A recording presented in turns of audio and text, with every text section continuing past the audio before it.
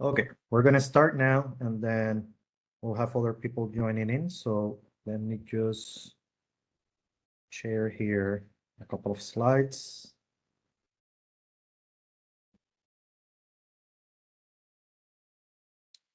Okay, so once again, thank you everyone for joining. This is the NASA CMS Policy Speaker Series for March 2024.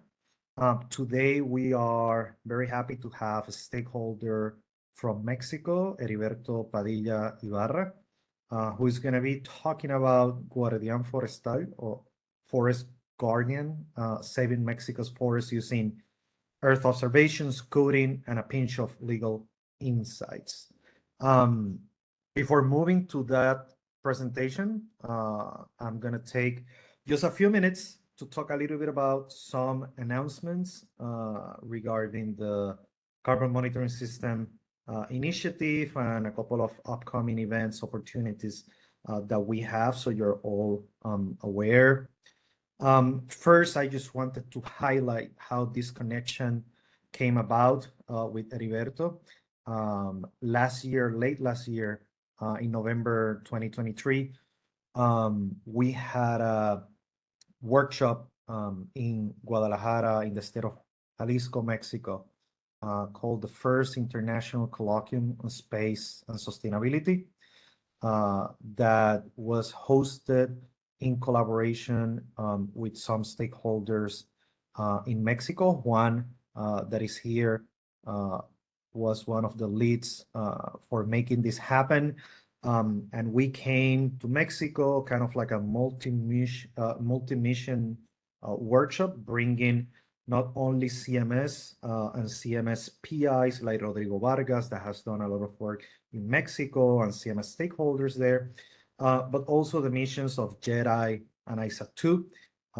And we engage with government, academia, the private sector there in Mexico to highlight the use of Earth observation for different applications, especially on agriculture, conservation, disasters.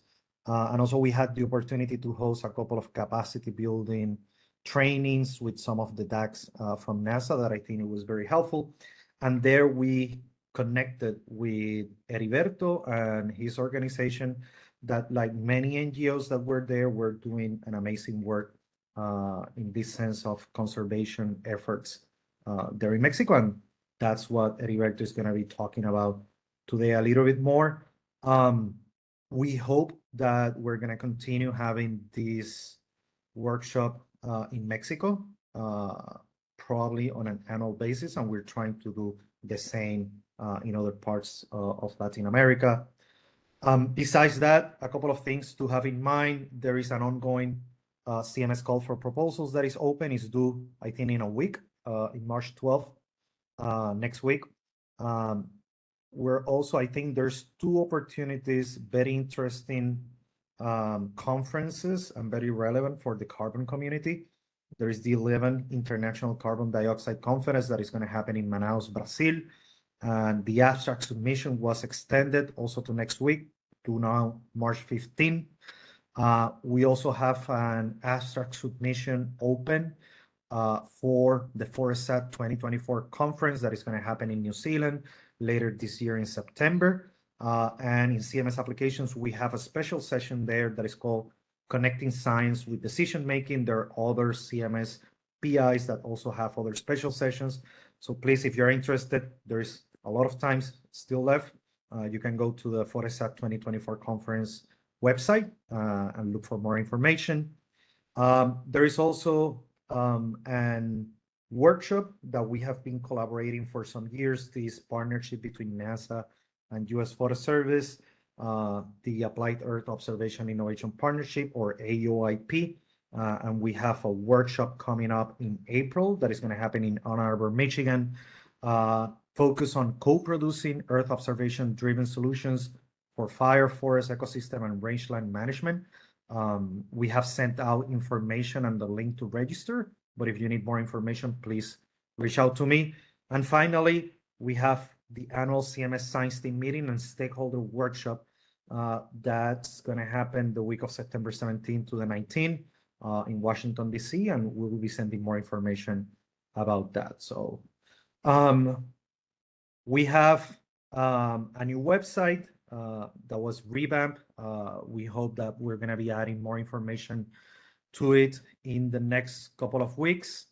There is information about stakeholders and some of the success stories, how stakeholders are using the CMS data products. You can visit the website carbon.nasa.gov.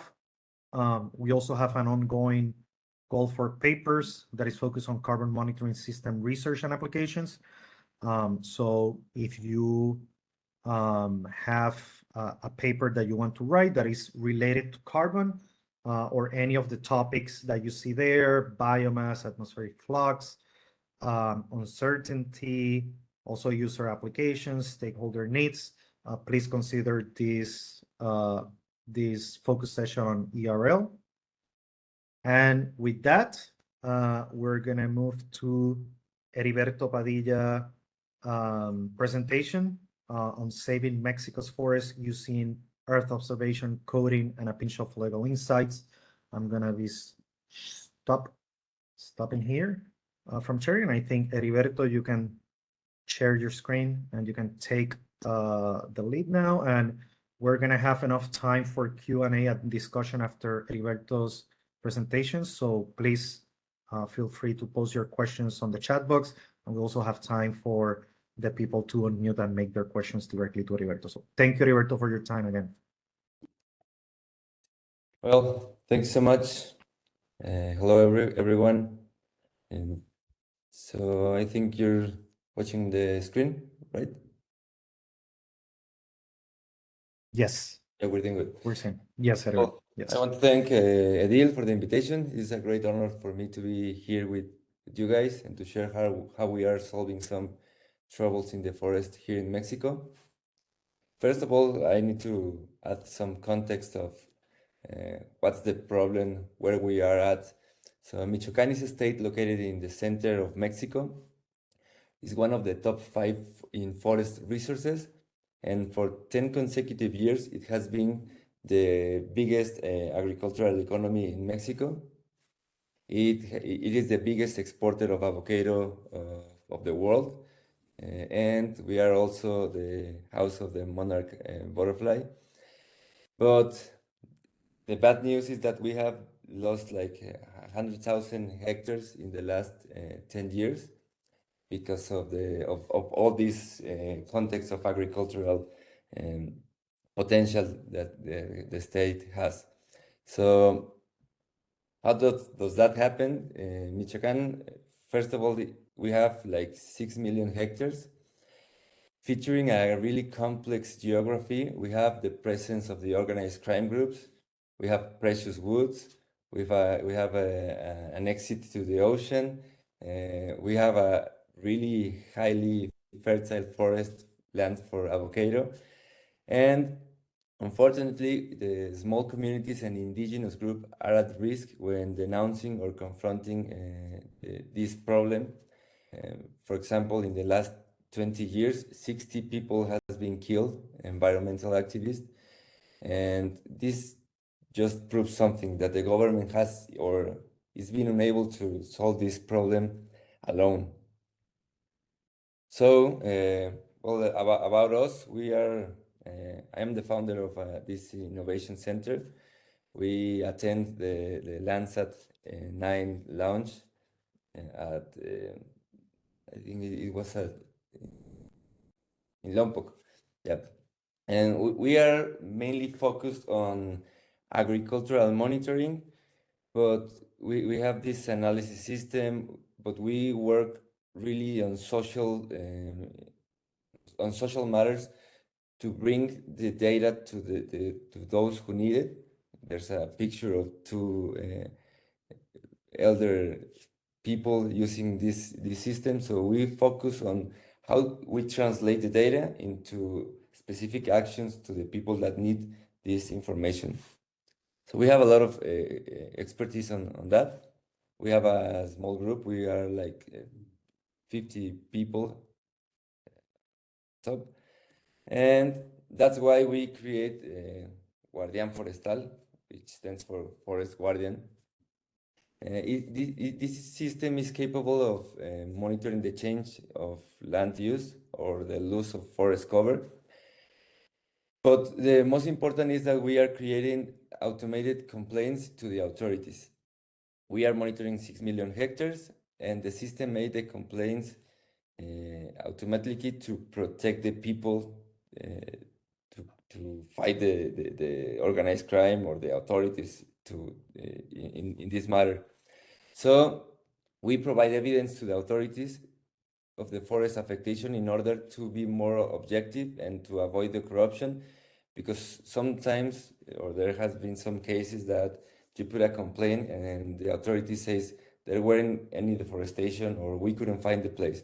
So with this system, we hope that's over, and that's how, or somehow, Guardián Forestal has become a citizen watchdog for the authorities also. Guardián Forestal was just like a puzzle that needed to be assembled. We use alerts from Global Forest Watch and the Global Land Analysis and Discovery as a reliable source of alerts, merging them and generating process for integration, as well as temporal and geographical analysis. We use the NICFI base maps to demonstrate how big the damage was, and we include some information of there's not many information, but all the information that is available from the authorities, we integrate it into the Guardián Forestal. And with all this layer, like a sandwich, we can determine which alerts should be converted into complaints and require immediate action of the government. So this information is publicly available at guardiaforestal.com, allowing the citizens to track the complaints and improve and proving authorities with the necessary information to take actions. Here in Mexico, we have a lot of trouble with the justice system because the judge needs like the evidence that that day the forest was taken away. So with this system, we can prove when were some forests and when the forest was lost. So what we do is we put in yellow the low priority alerts, in orange the medium alerts, and in red the high priority alerts. And those that are in green are the reported or the issued. This map help us to demonstrate this to the society that we are aware of the deforestation.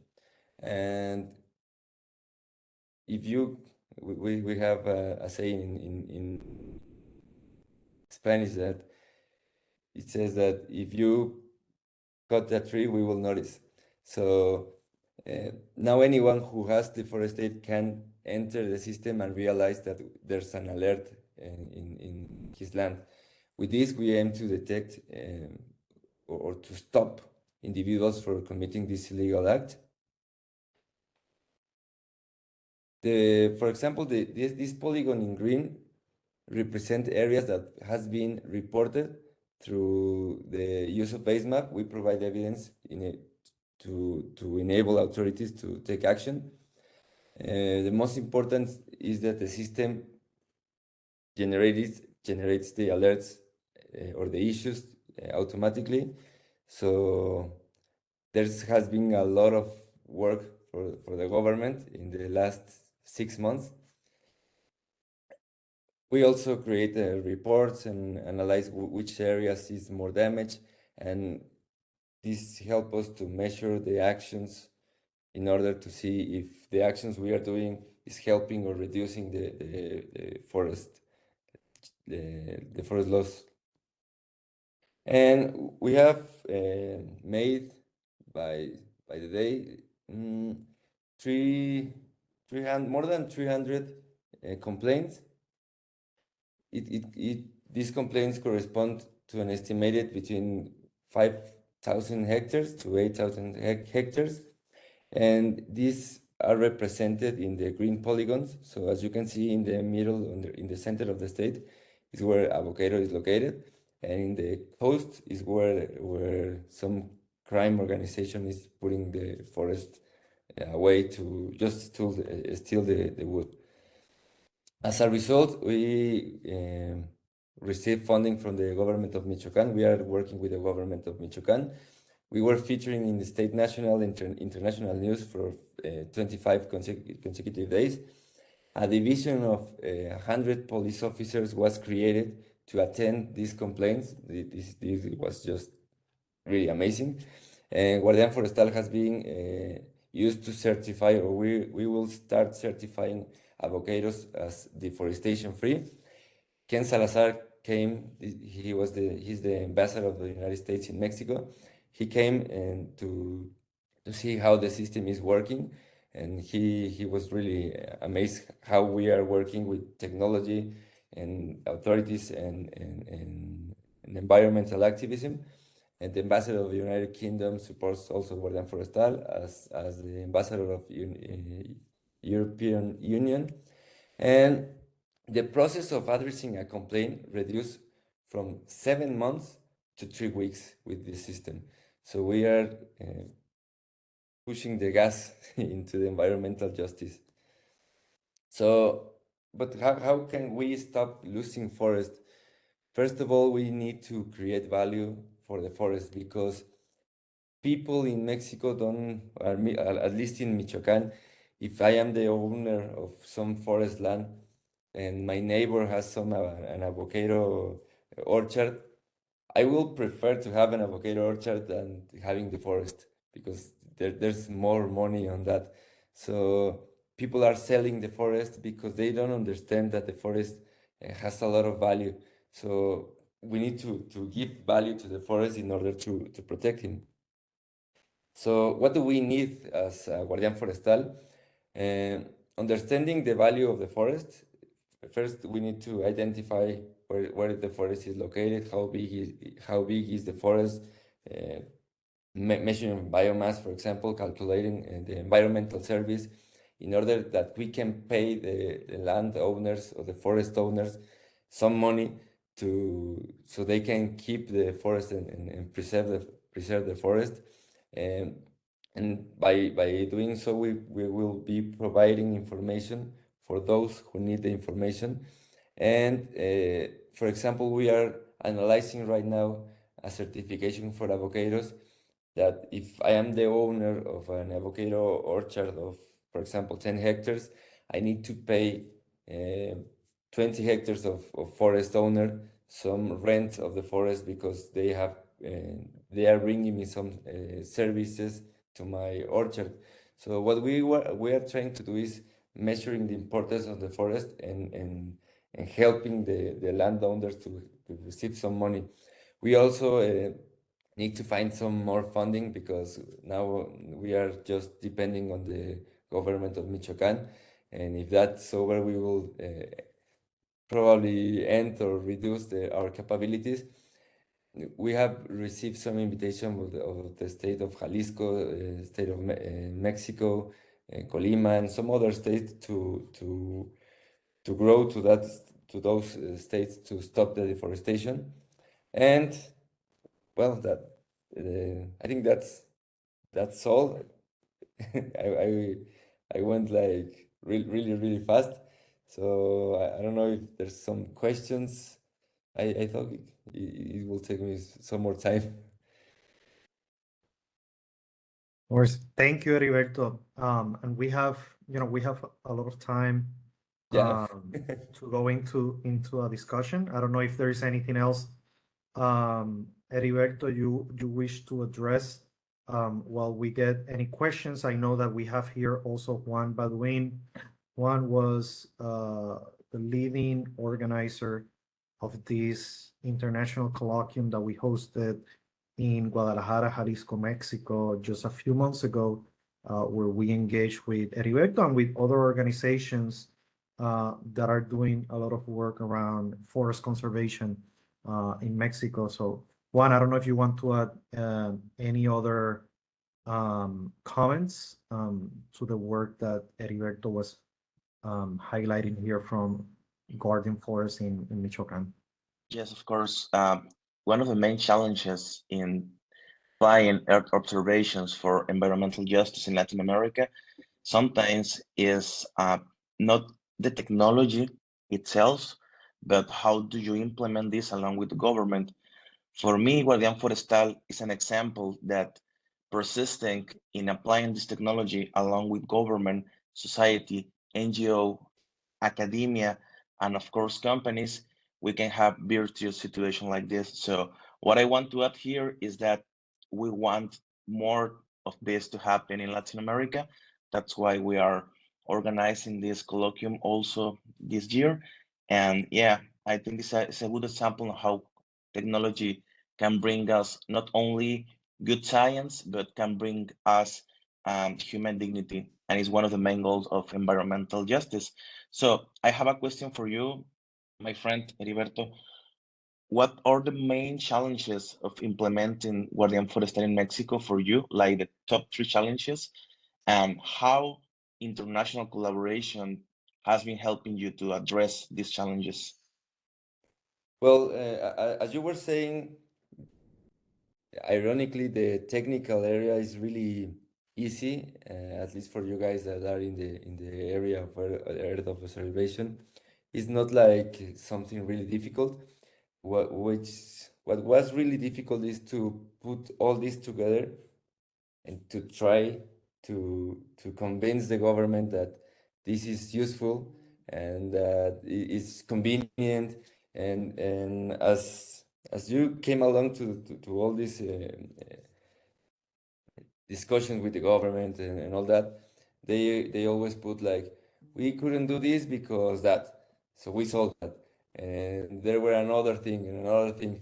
I was talking with World Resource Institute, and they were saying that they used to do this in other countries, but they don't do it in Mexico because it's really hard because of the legal thing and the government putting some obstacles on this. So I think if I needed to put it in percentage, I think 30%, 30% was in technical matters, and the other part was how we convince and how we put it together to prove that it works. So I, one of the main, I really feel so amazed. In Michoacán, in our home state, now Guardian Forestal is the main tool to fight, or the main environmental tool. So, and they putting as an example in Mexico.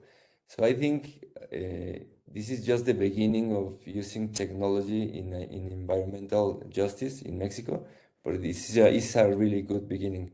So, and some other challenge is that we are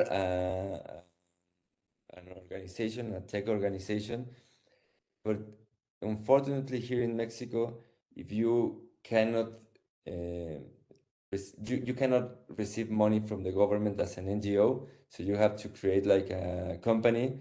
So you are not a company, you are not an NGO. So when you want to receive funding from somewhere else, they say you are a company, but we are not a company. So that's legal. That legal thing is really complicated.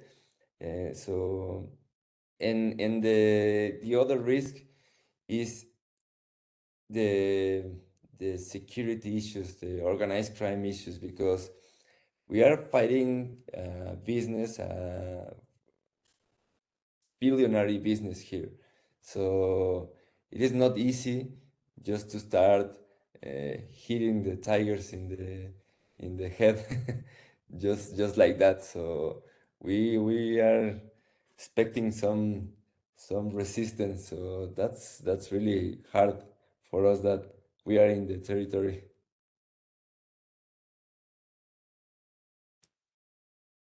Thank you, Heriberto, and thank you, Juan, for those remarks and your question.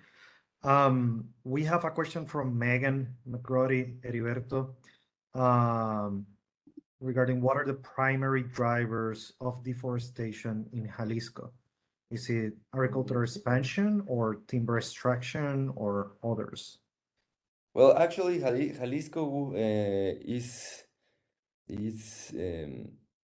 hit by the avocado industry really hard. I don't remember if it was the last year or 2 years ago. The United States allowed the avocado from Jalisco to enter to the United States. So the deforestation there is really, really big because of mm, agricultural matters.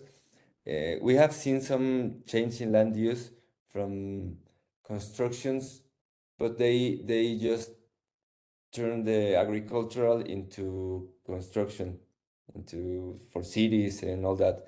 But the main loss of forest is basically because of the agave and the avocado.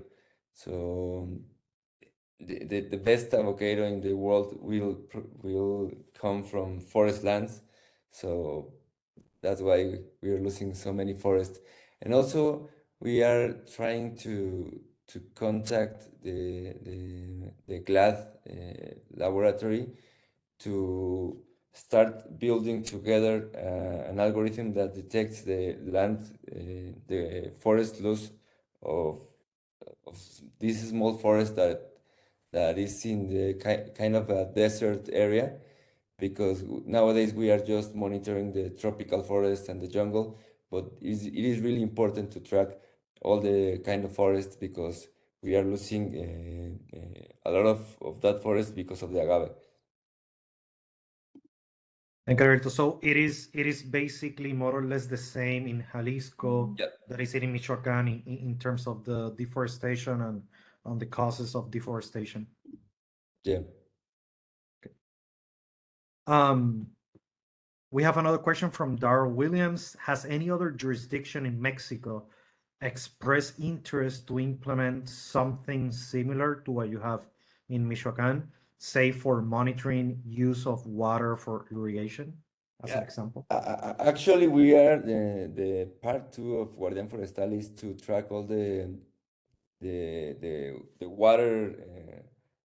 I don't know how to say it, to where they keep the water from the rain, because most of the time they put it into places that are forbidding to put it. So first of all, we need to know how many of these are, where they are, and to start to give the authorities information to help them take actions, because somehow, because they say that they don't have the information and the tools to do it, they don't do anything. But when you put it into a map and show them the problem, they're like, oh, now we have to do something. So we needed to work in the opposite way. We just put the problem there, and they start working. So there is a lot of interest in water matters here in Mexico. Actually, one of the reasons we are working with the forest is because we are having some lack of water and in agricultural and for people. So if we lose the high mountain forest, we will lose the capture of water. So there's a big, mm, I mean, a big, there's a big interest in water. So one of the problems here is that, for example, water and forest, they are they are part of the federal government here in Mexico, and the states cannot do anything because that's the responsibility of the federal government. So what we are doing here in Michoacan is that we are putting all the complaints as a state, and we are asking the federation to do something and to put action on it. So it's really complex, but there's a lot of interest. Thank you, Roberto. And we had there um, in the event in Guadalajara, Mexico, other NGOs. There's Reforestamos Yeah, Mexico, right? Like yeah, reforesting Mexico. That they're not state level. I understand they work in all of the country of Mexico in different states on matters related to reforestation, also using Earth observation and remote sensing data. Um, Daryl is asking you to follow up. I think you mentioned something around this, the concerns in the work that you do and other NGOs, environmental NGOs, both in Mexico and throughout Latin America. Um, you mentioned 60 activists dead in 20 years. He asked, do you and your colleagues receive threats or even worse? Well, we have kind of just started to put the issues into the into for the authorities, but a week ago or 2 weeks ago came the ambassador of Mexico, of the United States in Mexico, and he said that he will, or the government of the United States will use Guardian Forestal as a tool to find illegal orchards of avocado. So if the avocado orchard has put some deforestation or have deforestation in his land, they won't be able to come to the United States. So when he said that, there has been coming a lot of people asking us kind of in a friendly manner if there's a way to put these alerts away, or and we are kind of really aware of that, and we are what we are doing is that we're saying that the government is the one that has all the information, and we just create the system, because I think this is going to be kind of difficult. So things like this, when you say that you're working with NASA, or you're exposing information, help us to not be 10 guys fighting deforestation in Michoacan. So being a part of something more that somehow they can understand, if even we are not continue working on this, this work will be continued by somebody. So I hope the I hope we will do we can survive this. Thank you for that. We have another question, kind of comment from Santiago Gaso. Um, are there known crops that can be sustainable and commercially attractive at the same time? Uh, he's mentioning the case of yerba mate in northeastern Argentina. The mate is a bush with leaves used for a popular infusion, and it grows in the shade of taller trees. So agricultural conglomerates promote the forest growth for having mate trees growing underneath, kind of addressing the issue of deforestation. So is there anything similar, any similar crop in Mexico that can be used in a similar way? Yeah, actually, even avocado can be grown together with the forest. Unfortunately, the United States need to have the orchard of avocados completely clear from any other forest tree or any other plant, because of the place that it can jump from the tree to the avocado. So if you want to export avocado to the United States, you need to have your orchard completely clean from any other plants. So that's really difficult, because it don't help us to have something like that. There has been a work where the agaves, the one that is used for mezcal, it can be grown together with the forest, and the state of Michoacán it's helping the farmers to do so, to conserve the forest, putting some agaves so they can generate some more money of the forest. So, but we are trying to find some other agricultural options, because, as I was saying, if you can't receive any money from your land forest, you probably will sell it. So we need to make money from the forest.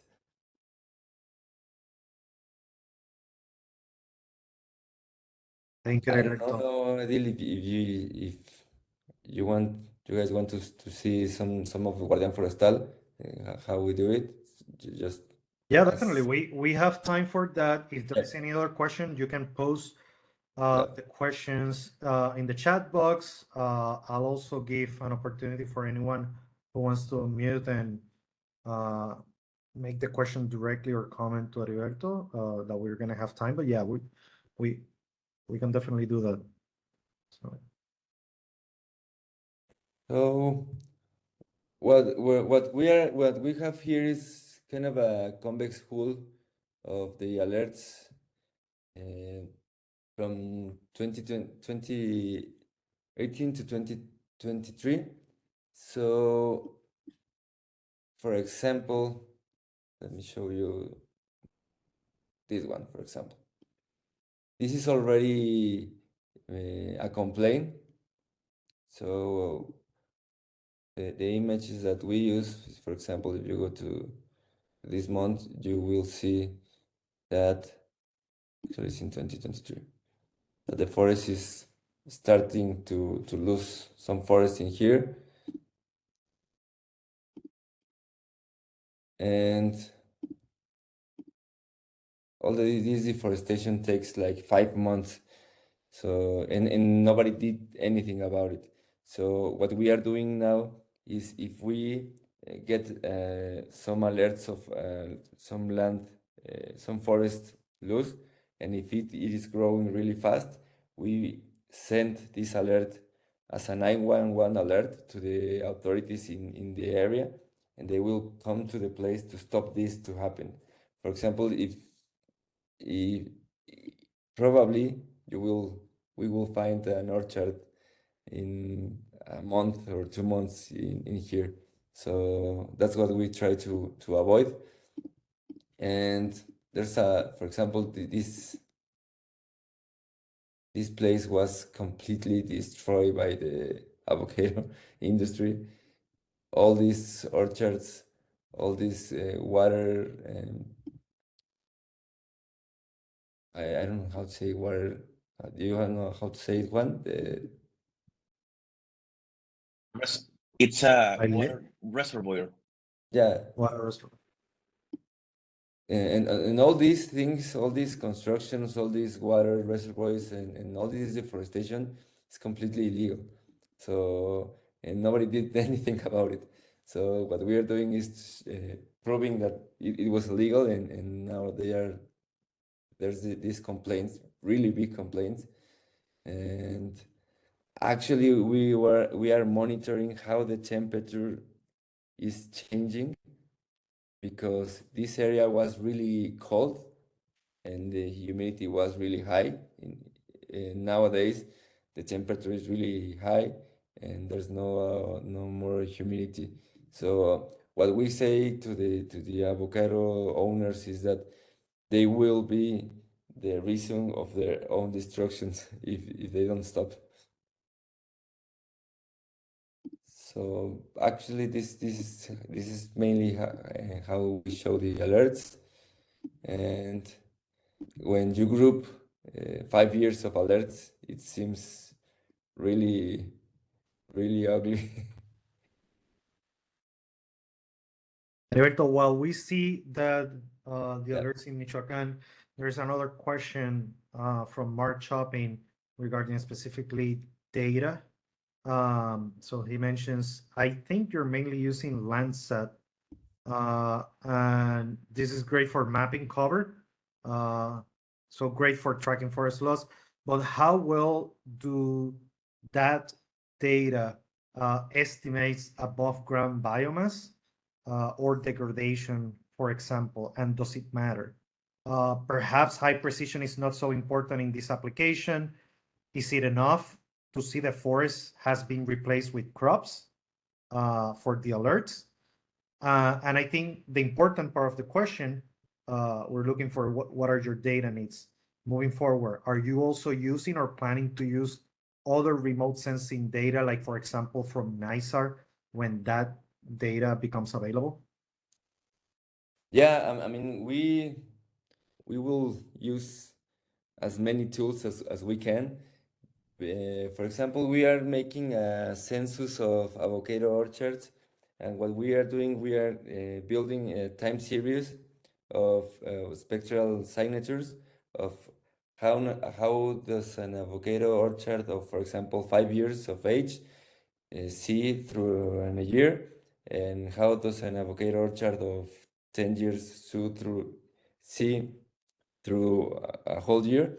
And we train a model to find these to find orchards in the state of Michoacán, but not as an just spectral signature, but as a model that learn how does the spectral signature um, evolve during the time. And with all that, we are we have a really good census of avocado. And with this, it's really important because we can prove that there were forests and we have no forest, and after that we have an orchard of avocado. So the Landsat imagery is really great because we have a lot of information. I mean, we would love to have a high precision or more accurate pixels, but for 6 million hectares to monitor in 2 million forest hectares is just enough. So by monitoring the biomass loss, we need to know, for example, if I put an orchard of avocado and there were some forest, I will need to put again the forest and put away my orchard of avocados, because that's what the law says. So in order to know how many trees or the biomass of that area, it's really important to have the evidence of how many trees or how many biomass were there to for the avocado owner to compensate that exact amount of forest area. So we would love to have more data and to understand and to have some more training of what we can do with all these new tools you have. Thank you, Roberto. Just to mention, we had. Can you hear me now? Yeah, yeah. Oh, okay. So I was having problems with the headphones. In the meeting that we had back in Guadalajara, Mexico, we had a couple of capacity building trainings on how to use JEDI and ISAT2 data, and I think we're hopeful that in the future we can highlight the work from other missions and how to use the data and the products from other missions and other programs. And I think that would be very helpful for organizations, NGOs like the one from Heriberto and the work that they're doing there. So we have 3 more questions, and I think we have time for those. Christina Moit Xavier, she asks about your alerts to the authorities. What data do you provide to the authorities, and do they trust your data now and take action without any questions? Yes. Well, that was one of the biggest troubles we have to demonstrate that the data is good, because all these alerts we receive, we have some fail alerts. So we need to be sure that the complaints we are putting into the authorities, they are like at least 90%. We are confident that it will be enough information. For example, what we give to authorities, this is the complaint built by Guardián Forestal. I mean, it's in Spanish, but it's like a formal complaint where we put all the legal things, because that's a legal thing to do it. The place where we found the deforestation, we add a photography of after and before the deforestation, and the alerts we detect on the area, approximately the area we think that has been affected. And the legal process here in Mexico is that even if you have all this information, the authorities need to go to the place and to measure all the damage by people and taking pictures and evidence. We are not kind of putting away that thing because that's the legal way to do it.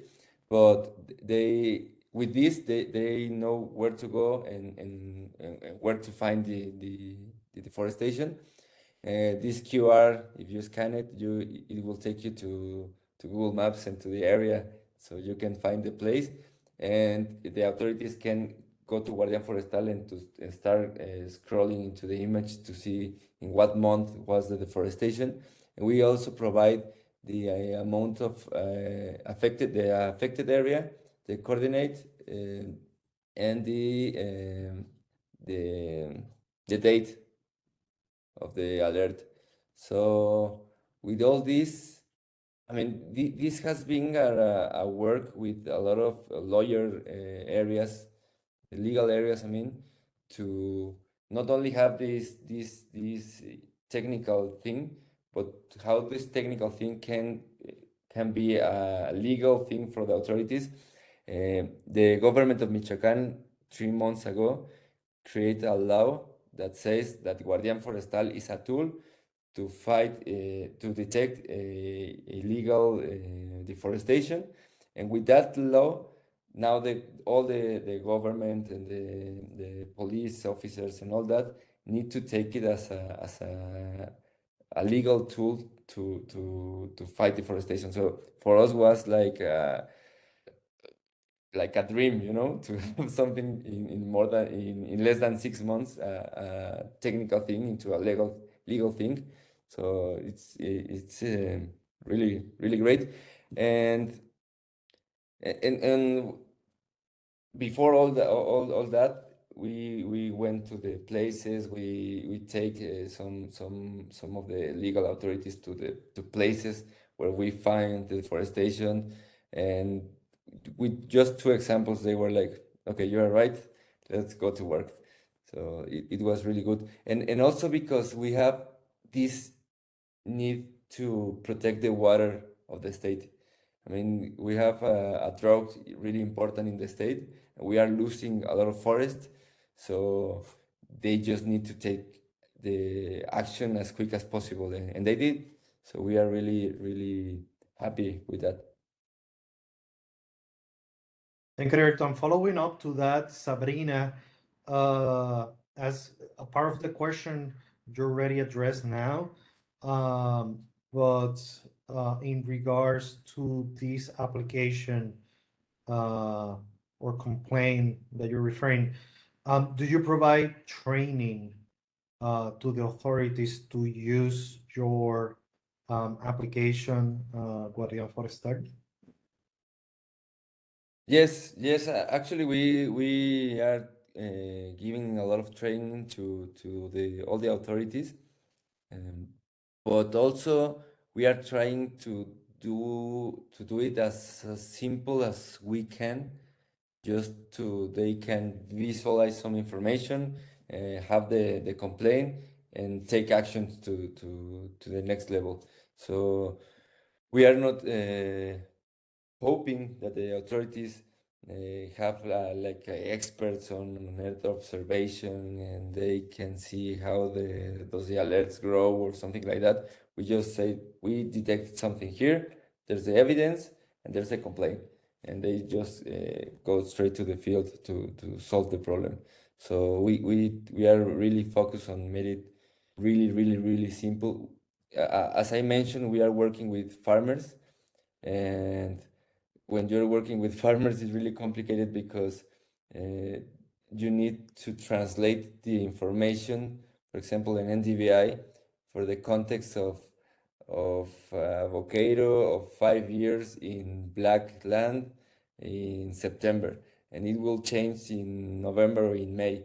So you cannot just give an NDVI to the farmer. You need to give all the context and what they can do with that information. So we have kind of experience in translating the data in an easy way. Thank you, Heriberto. We have one more question, but before moving to that, we still have time. If there is anyone that wants to follow up on the questions or wants to make a question, comment directly to Heriberto, you can raise your hand now and you can unmute. Let's see if there are any questions. There's something about the fires, I think. Yes. So Was the last question? Yes, from Megan. I think you mentioned that that you're having higher temperature and lower humidity in the state. Have you seen an increase in the fire frequency? yeah, actually, one of the problems in the state is that, I mean, we have some natural forest, but also there are uh, many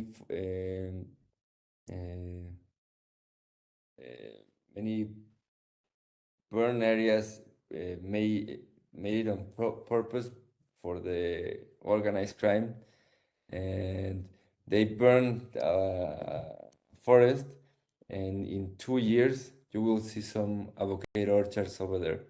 So it's really complicated, but because the law in Mexico says that if there's a burn area, you need to preserve the area for 20 years, and after that you can build something or have something to do in the area. But in the meantime, you cannot do anything. But they are burning the forest really easy. So what we do is, for example, if you see, for example, this area, in red, the polygon in red is a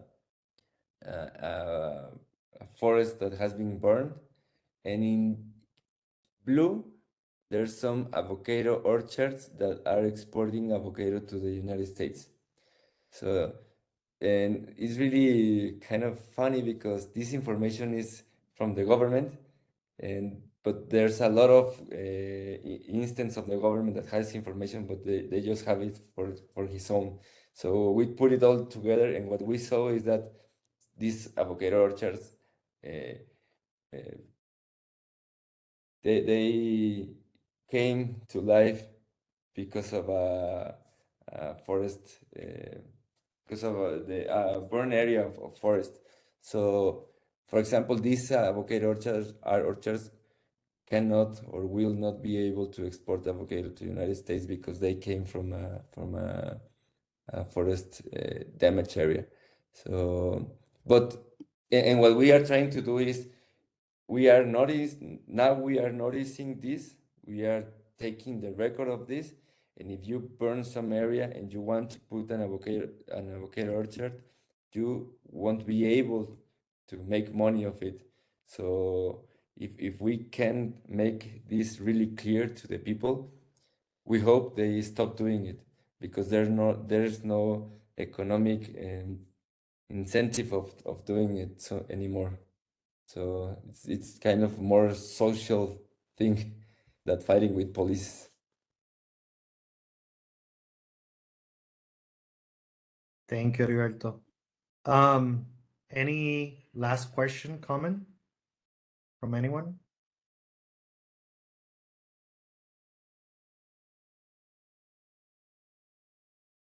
If not, Heriberto, thank you for your time. We had enough time for discussion. And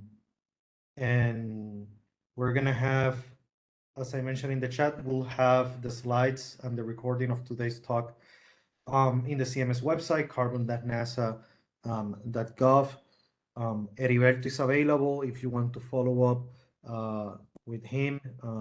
You have any data set that you wish to share with him, you can send me an email and I'll put you in contact with Heriberto. And we're going to continue this policy speaker series in the next month. So be in the lookout for more information. And thank you again for everyone. And thank you especially for Heriberto for your time and the work that you're doing there in Michoacán. Well, thank you, everyone. Thank you for the invitation. Sorry for the rusty English. Trust me, I'm smarter in Spanish, but I do my best. Thank you. It was very great. Thank Thank you. you. Thank you, everyone.